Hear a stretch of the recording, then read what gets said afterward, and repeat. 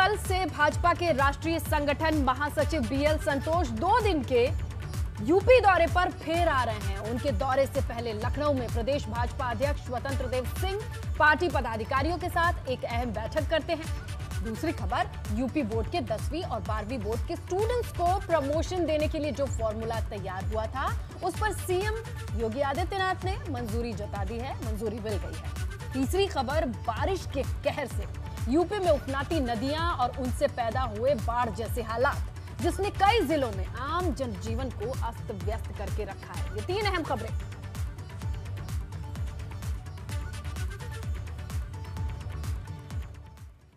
इसी बीच बड़ी खबर आ रही है लखनऊ से। भाजपा प्रदेश उपाध्यक्ष स्वतंत्र देव सिंह की अगुवाई में, अध्यक्ष की अगुवाई में भाजपा प्रदेश पदाधिकारियों की बैठक खत्म हो चुकी है। बैठक में यूपी भाजपा के 15 प्रवक्ताओं की घोषणा की गई है।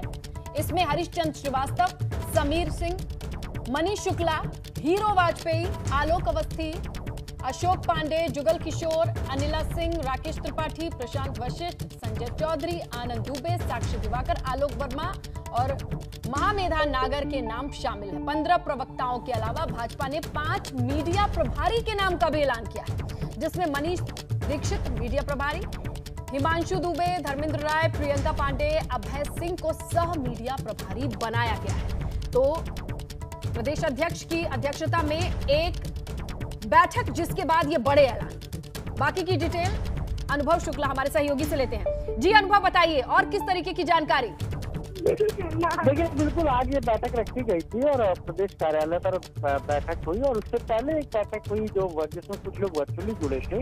और कल जिस तरीके से बीएल संतोष लखनऊ आ रहे हैं, यूपी प्रभारी राधा मोहन सिंह लखनऊ आ रहे हैं, उसको देखते हुए आज की बैठक काफी महत्वपूर्ण थी, क्योंकि 2 दिन किस तरीके से आगे की जो बैठकें होंगी, उनकी क्या रूपरेखा होगी, किन किन मुद्दों पर चर्चा होगी। 2022 तो एक एजेंडा है ही, लेकिन इसके अलावा जिला पंचायत अध्यक्षों के जो उम्मीदवार होंगे, उनके नामों की घोषणा होनी है। तमाम सारे अभी बोर्ड निगम खाली है, वहां पर किन की नियुक्ति होनी है। इसके अलावा जो बीजेपी अलग अलग कार्यक्रम चला रही है, खासतौर से चाहे वो योग दिवस की बात करें, चाहे हम अन्य जुलाई में जो कार्यक्रम होने हैं उनकी बात करें, इन सारी चीजों पर चर्चा हुई है। वैक्सीनेशन पर भी चर्चा हुई है। और उसके बाद क्योंकि एबीपी गंगा ने पहले बताया था कि मीडिया टीम का भी ऐलान 1-2 दिन में हो जाएगा, आज मीडिया टीम का भी ऐलान कर दिया है प्रदेश अध्यक्ष ने। और कुल 15 प्रवक्ता हैं, जिनमें जो 8 प्रवक्ता हैं वो पहले भी प्रवक्ता थे, यानी उनको रिपीट किया गया है, जबकि 7 लोगों को, नए लोगों को मौका दिया गया है। इस तरीके से आप देखिए तो 2022 के विधानसभा चुनाव को देखते हुए एक बड़ी टीम बीजेपी ने मीडिया टीम घोषित की है, क्योंकि हर जगह, हर फोरम पर, हर चैनल पर मीडिया में बात रखनी होगी पार्टी की, प्रवक्ताओं की जरूरत पड़ेगी। इसीलिए 15 प्रवक्ता जो है वो नए घोषित किए हैं बीजेपी ने। साथ ही साथ जो प्रभारी होते हैं, सह प्रभारी मीडिया में, उनके भी नाम घोषित किए हैं। अब हम देखें तो बीएल संतोष जब पहले आए थे, जब 2 जून को गए थे, उसके बाद उन्होंने कुछ निर्देश दिए थे, जिनमें से ज्यादातर पर अब अमल हो गया है। और माना जा रहा है कि सोमवार को, यानी कल जब वो बैठकें करेंगे, तो इसके बारे में भी जानकारी लेंगे कि किसकी नियुक्ति कहाँ पर हुई है। बिल्कुल अनुभव, और ये बेहद अहम है, क्योंकि जो ये वक्त चल रहा है, और देखिए जुलाई में ये भी बताया जा रहा है कि पीएम आ सकते हैं। उससे पहले अब ये माना जाए कि जिन लोगों की नियुक्ति होगी, उनके ऊपर परफॉर्मेंस का प्रेशर भी बहुत होगा।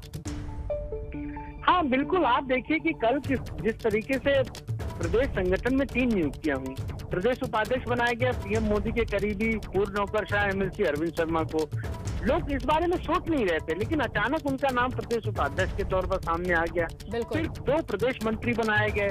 और कल ही जो अलग अलग मोर्चे थे, बीजेपी के जो मोर्चे हैं, युवा मोर्चा, महिला मोर्चा, किसान मोर्चा, अनुसूचित जाति मोर्चा, उन सबके भी नामों की घोषणा लंबे समय से नहीं हो रही थी। बिल्कुल, लेकिन कल वो सारे नाम घोषित कर दिए गए। और अब जुलाई, अगस्त, सितंबर, हर महीने ये मानकर चलिए कि बीजेपी की रणनीति है कि प्राइम मिनिस्टर होंगे, या फिर कोई केंद्रीय मंत्री होगा, या फिर जेपी नड्डा जो राष्ट्रीय अध्यक्ष हैं, केंद्रीय गृह मंत्री। बिल्कुल जाहिर है अनुभव कि 1 महीने के भीतर बीएल संतोष का ये दूसरा दौरा है, तो यानी पहले दौरे की जो रिपोर्ट रही होगी उसको एग्जीक्यूट किया गया है। अब यहाँ से नई टीम को हरी झंडी दिखाई जाएगी कि आगे चलें, काम पे लगे। आपका शुक्रिया अनुभव तमाम जानकारी के लिए। और उत्तर प्रदेश माध्यमिक शिक्षा परिषद की 10वीं और 12वीं बोर्ड परीक्षाओं के स्टूडेंट्स को प्रमोट करने के लिए यूपी बोर्ड की तरफ से जो फॉर्मूला पेश किया गया था, उसे सीएम योगी आदित्यनाथ की तरफ से मंजूरी मिल गई है। बोर्ड की तरफ से 12वीं के परीक्षार्थियों को प्रमोट करने के लिए 10वीं में हासिल 50%, 11वीं में हासिल 40% और 12वीं प्री बोर्ड में हासिल 10% नंबर को मिलाकर प्रमोट करने का एक फॉर्मूला बनाया गया है। इसके अलावा अगर 10th की स्टूडेंट की बात करें तो उन्हें प्रमोट करने के लिए 9वीं में मिले 50% और 10th प्री बोर्ड में उनको जो मार्क्स मिले हैं उसके 50%, 50%। ये फॉर्मूला तैयार किया गया है जिस पर सीएम की मुहर भी लग गई है, यानी जल्द ही रिजल्ट आएंगे।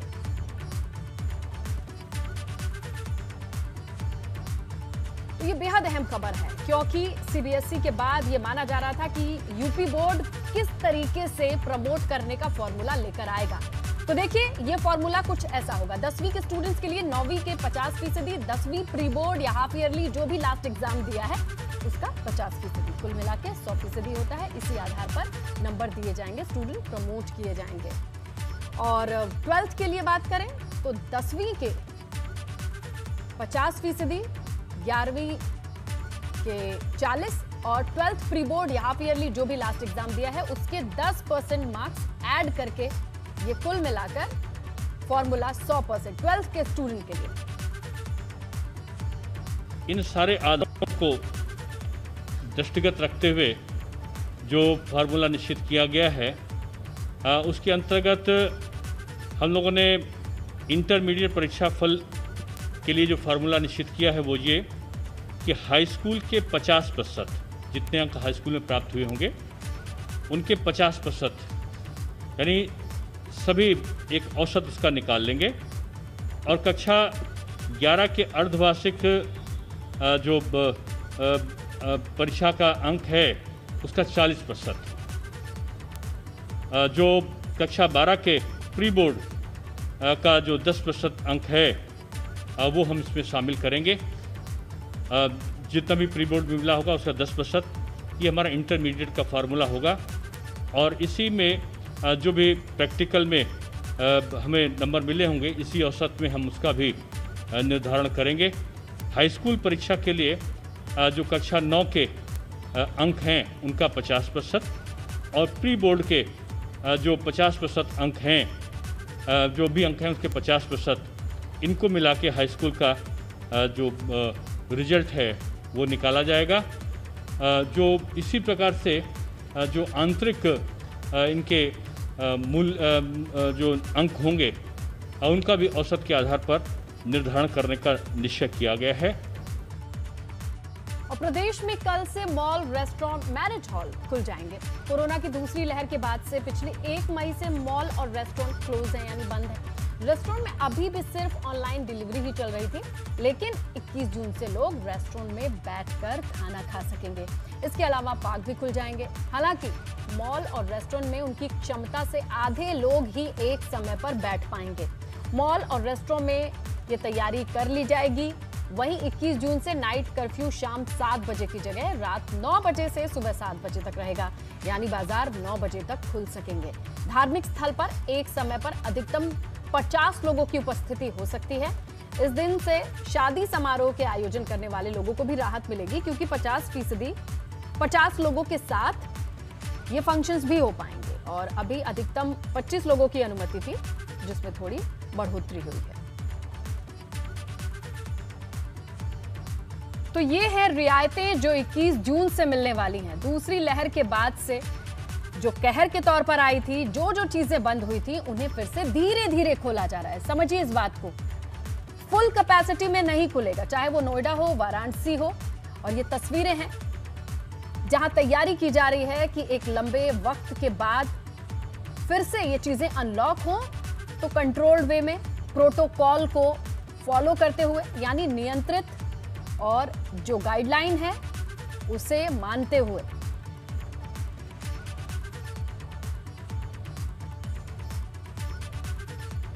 आगे बढ़ते हैं, बात करते हैं गाजियाबाद बुजुर्ग पिटाई मामले की, जहां सांप्रदायिक सौहार्द बिगाड़ने के आरोप में उमेद पहलवान को 14 दिन की न्यायिक हिरासत में भेजा गया है। गाजियाबाद की स्पेशल कोर्ट ने उमेद को जेल भेजा है। पुलिस का का कोर्ट में कहना यह है कि जो वीडियो वायरल हुआ उसके जरिए दो पक्षों के बीच नफरत के बीज बोने का काम किया गया। वहीं आरोपी के वकील की माने तो पुलिस के पास कोई सबूत नहीं है। इसी बीच उम्मीद के खिलाफ आईपीसी की धाराएं लगाई गई हैं, गंभीर धाराएं हैं ये। आपको ये भी बता दें कि गाजियाबाद के लोनी में अब्दुल समद नाम के बुजुर्ग की पिटाई की गई, जिसका वीडियो वायरल हुआ। पुलिस को जांच में पता चला कि वीडियो के वायरल करने के पीछे दो समुदायों के बीच नफरत फैलाने की कोशिश मंशा थी।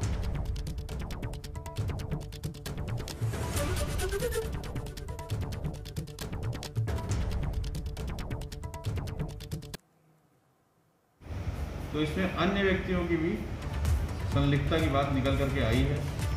ये सारा का सारा प्लान इन्हीं के द्वारा बनाया गया और एग्जीक्यूट किया गया। इस व्यक्ति की महत्वाकांक्षा राजनीतिक लाभ पाने की इसके द्वारा बताई गई। ये क्षेत्र में अशांति फैला करके अपना राजनीतिक लाभ उठाना चाहता हुआ। हमारी बेसिकली ज़िरह इसमें ये थी, जो सेक्शंस पुलिस ने लगा के भेजे हैं, ये सेक्शंस हमारे खिलाफ बनते नहीं हैं। तो हमारे बेसिक आर्ग्यूमेंट्स ये था कि आप इन सेक्शंस में इनको जुडिशियल रिमांड नहीं दे सकते, पर कोर्ट ने हमारी बात को नहीं माना और उन सब सेक्शंस में जो पुलिस ने जिन सेक्शंस में रिमांड मांगा था उन सब में जुडिशियल रिमांड दे करके दे दिया। और उधर राजधानी लखनऊ के काला कांकर कॉलोनी के पास अवैध अतिक्रमण की वजह से कॉलोनी के लोगों की ओर से मकान बिकाऊ है के पोस्टर लगाने का मामला सामने आया। इस मामले का संज्ञान लेते हुए नगर निगम ने इस इलाके में अवैध अतिक्रमण को हटाने का काम शुरू कर दिया है। आज नगर निगम की 4 टीमें काला कांकर इलाके पहुंची, वहां अतिक्रमण हटाना शुरू किया। नगर निगम ने इस मामले में 90 से ज्यादा लोगों को नोटिस जारी करते हुए सभी से अस्थायी अतिक्रमण को 3 दिन में, स्थायी अतिक्रमण को 7 दिन में हटाने की बात कही है। वहीं दूसरी तरफ नाले पर अवैध निर्माण करने वालों ने प्रशासन से यह गुहार लगाई है कि अगर उन्हें यहां से हटाया गया तो वो कहीं और उनके पुनर्वास की व्यवस्था की जाए, ये उनकी मांग है। जिस पर अधिकारियों ने कहा कि जैसे जैसे सरकारी योजना आवास उपलब्ध होंगे वो घर उन्हें दिए जाएंगे। ये किया गया कि जो नाले पे अवैध अतिक्रमण है उसमें यूनिवर्सल पब्लिक स्कूल और साथ ही साथ में जो अन्य निवासीगण हैं उनके उस हिस्से को जो कि अतिक्रमित है उसको हटवाया जा रहा है। आज जो अतिक्रमण हटाने की जो प्रथम चरण में किया जा रहा है वो ऐसी ही चीज़ों को हटाया जा रहा है जिससे लोगों को रहने सहने में किसी प्रकार की दिक्कत ना आए। उन लोग की रहने के लिए डूडा के द्वारा आवास का आवंटन की प्रक्रिया अभी चल रही है। नगर यहाँ पे दौरा किया और इस दौरे में ये देखा गया कि स्कूल का के ऊपर, नाले के ऊपर अवैध स्कूल का निर्माण था और बहुत सारे निर्माण थे। उन निर्माण को तोड़ के ध्वस्त करके अब इनको यहाँ से रास्ता देने का प्रयास किया जा रहा है। एक रास्ता बंदे से देने का प्रयास किया जा रहा है। मुरादाबाद से खबर है, जहां हाई टेंशन तार की चपेट में आकर युवक की जान चली गई। इस हादसे का वीडियो सोशल मीडिया पर वायरल है। ये घटना मुरादाबाद के भोजपुर थाना क्षेत्र की है। पेड़ से लकड़ियां तोड़ने के दौरान एक युवक हाई टेंशन तार की चपेट में आ गया, जिसके बाद ये तस्वीरें सामने आई जो आपको विचलित कर सकती हैं, क्योंकि जो आग आपको दिखाई दे रहा है वो किसी शख्स के जलने की तस्वीरें हैं। अंदाजा लगाइए कि ये हादसा कितना भयावह रहा होगा।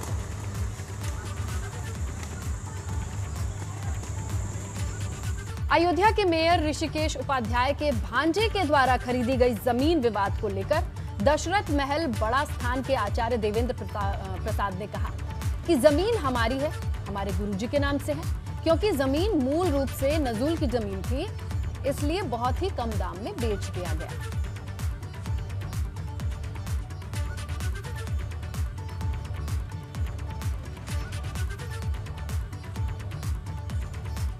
जमीन रही है हमारे गुरुजी के नाम से, लेकिन मूल रूप से वो नजूल सरकार की जमीन थी, इसलिए बहुत कम दाम में ही उसको बेच दिया गया। लगभग 30 लाख रुपया प्राप्त हुआ।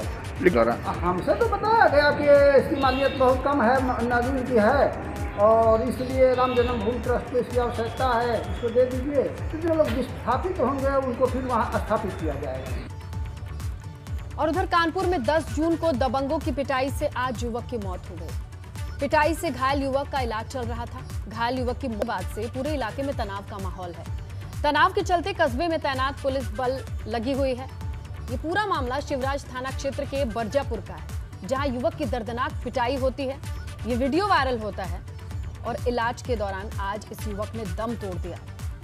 जो तस्वीरें देख रहे हैं आप, ये वही वायरल वीडियो है।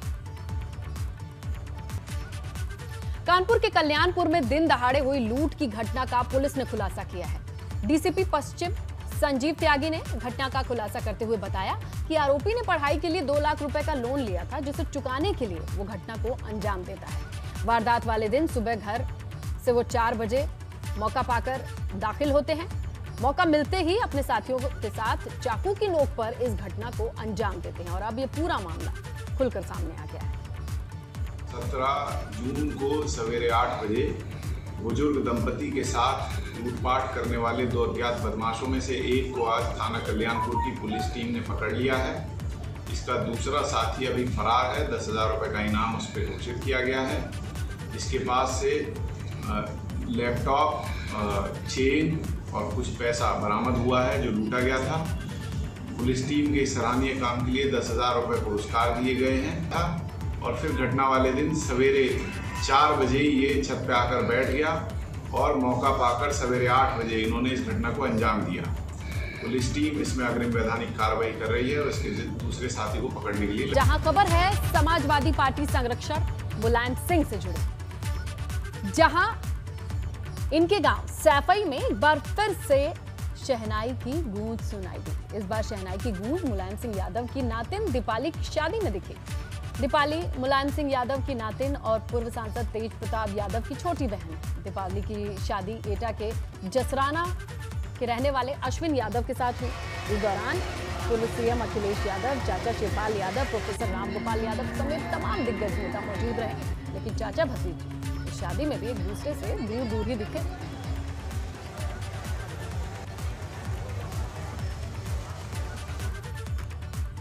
प्रदेश में तमाम नदियां उफान पर हैं। टीवी स्क्रीन पर अलग अलग जगहों की हम तस्वीरें आपको दिखाएंगे जो बाढ़ के खतरे की तस्दीक कर रही हैं। अंबेडकर नगर में सरयू नदी का जल स्तर तेजी से बढ़ा है, जिससे नदी के किनारे रहने वाले लोग दहशत में हैं। कटान भी तेज है। दूसरी तस्वीर लखीमपुर खीरी की है, जहां बनबसा बैराज में लाखों क्यूसेक पानी छोड़ा गया, जिससे नदियों का जलस्तर अचानक से बढ़ गया। दर्जनों गांव पर बाढ़ का संकट मंडरा रहा है।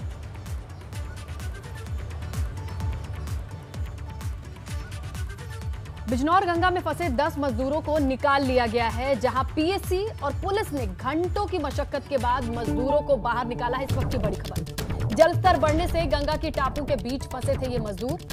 अब इन मजदूरों को पुलिस और पीएससी ने बाहर निकाला है। इनकी जान में जान आई है और इन्होंने पुलिस और पीएससी को धन्यवाद किया है। थाना मंडावर के शिमली कला इलाके का ये पूरा मामला है। अचानक पानी छोड़े जाने से ये अपने काम पर गए थे, लेकिन पानी के बीच फंसने के बाद निकलने का रास्ता मुमकिन नहीं था। लेकिन पीएससी और पुलिस की मदद से ये वापस आए। और सीतापुर में भी लोग बाढ़ और बारिश से काफी परेशान हैं। नेपाल से जो पानी छोड़ा गया है वो 3 लाख क्यूसेक है और गांजर इलाके में तबाही का मंजर है। ब्लॉक रामपुर थुरा में सरयू नदी का जलस्तर बढ़ा है। ग्रामीणों में दहशत है। ग्रामीण खुद अपने आशियाने को उजड़ता देखने पर मजबूर हैं। जलस्तर बढ़ने से नदी का पानी लोगों के खेतों में है। कई किसानों के खेत जलमग्न हो चुके हैं। हालांकि एसडीएम तहसीलदार बाढ़ प्रभावित इलाकों का लगातार जायजा भी ले रहे हैं।